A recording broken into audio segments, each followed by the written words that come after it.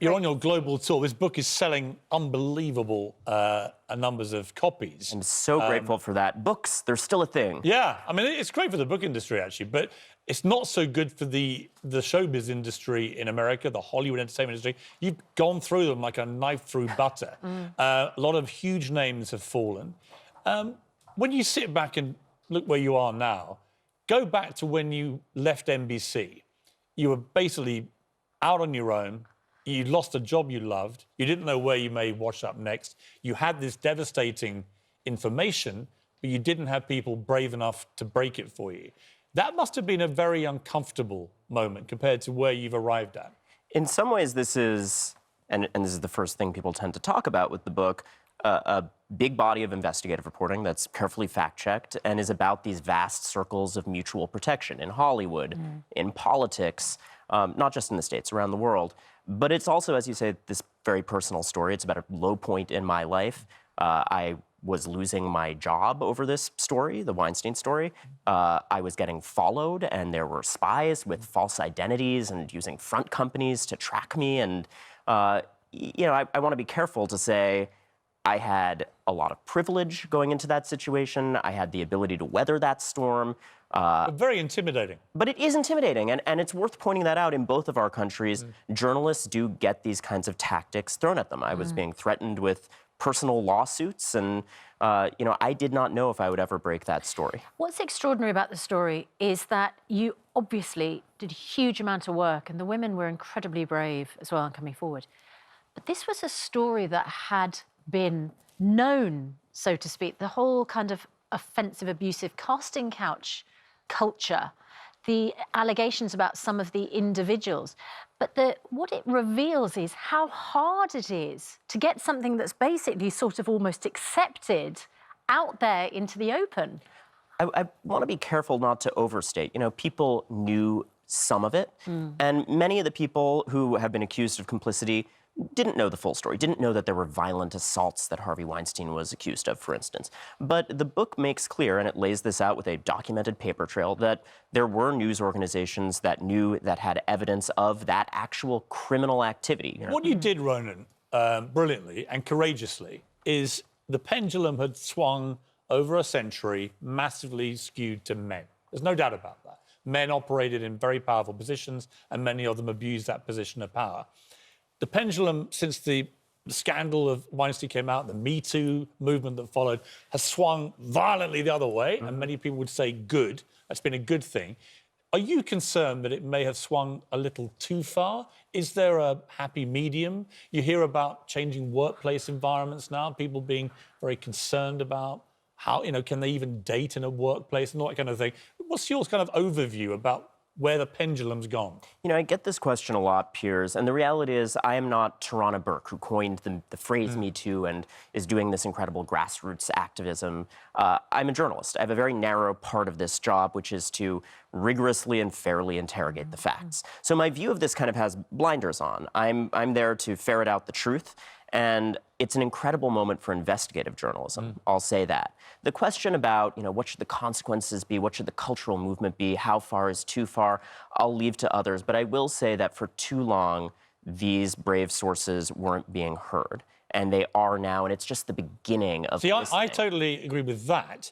Where I get twitchy about where it's gone, when I see John Legend, for example, rewriting the lyrics to Baby It's Cold Outside, a song that was written back in the 50s and is actually a very harmless, from a movie clip about flirtation between a couple who end up getting married in the movie. When I see that, I'm like, come on, this is going too far. But there's a difference, isn't there, between rewriting the lyrics to reflect our contemporary culture or banning the song altogether. John Legend doesn't appear to be suggesting that the song No. I think my question would be that I think they're two separate issues, obviously, but they're kind of all interwoven in that how far do we take, perhaps using our morality today to go and revisit old-fashioned morality?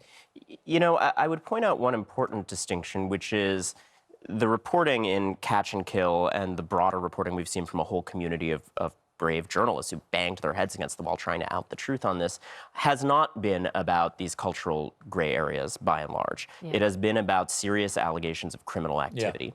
And that doesn't really shift as much with the moment. I completely understand and respect the conversation about how far is too far. And I think there can be valid concerns about PC culture run amok. But this particular body of reporting is about crimes. Do you feel that justice is being done as a result of all of these allegations? Because a lot of them remain allegations, don't they? A lot of them remain allegations. In some of the cases discussed in the book, there have been the beginnings of criminal proceedings as a result of some of this reporting. But the picture you emerge with, I think, at the end of this book is that there are still incredibly wealthy, connected people on both sides of the pond who pull the strings and manipulate the system, whether it's influencing the criminal justice system in the States, that's something that happens in this book, whether it's using these extreme espionage and private detective tactics to intimidate reporters and sources, that still is ongoing. But I will say, you also emerge with a picture of how brave these sources are and the way in which sources and whistleblowers aren't shutting up and reporters aren't stopping in spite of that intimidation. So I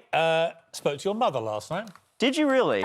Mia Farrow, who was a fabulous actress, amazingly bright and interesting person, actually. I know you know. I owe so much to her sense of public service, which I think I don't always succeed in living up to. I don't know that I'm about to adopt special needs kids from around the world, but I'm very inspired by. Well, I said to her, we had a chat for about 20 minutes last night about you, Ronan.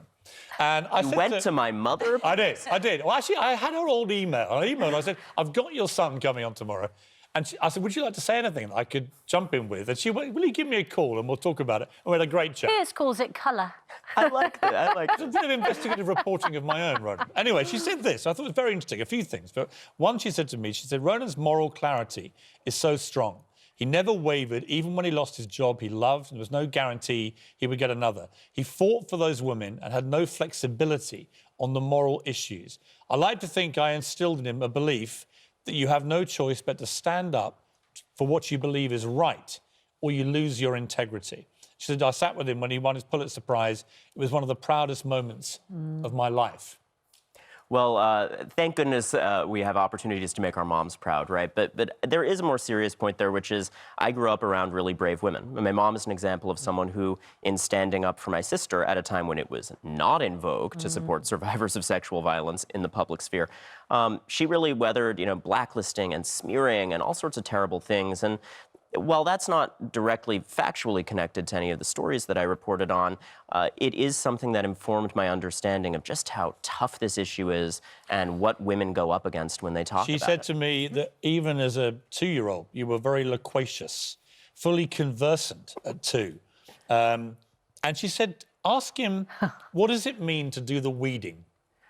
I used to talk as a kid about, oh God, this is going to make me sound so pretentious. I found it fascinating, actually. Well, right. I used to talk about, because I grew up on a kind of she commuter belt outside of New York farm, but I had a vegetable garden and used to talk about weeding and that being a metaphor for needing to kind of root out the temptation to take the easy way out. And there are multiple moments in Catch and Kill where, I have the tantalizing opportunity to get my career back, and if I just give up on the story, things seem like they could be easier. And it was really the bravery of those sources who had clearly done their ethical weeding and were doing the right Your thing. mum remembered you saying when you were 6 years old and you had some incident with a spade and two of your siblings were crying and it was all chaos. This is like a hazing ritual on Good Morning Britain here.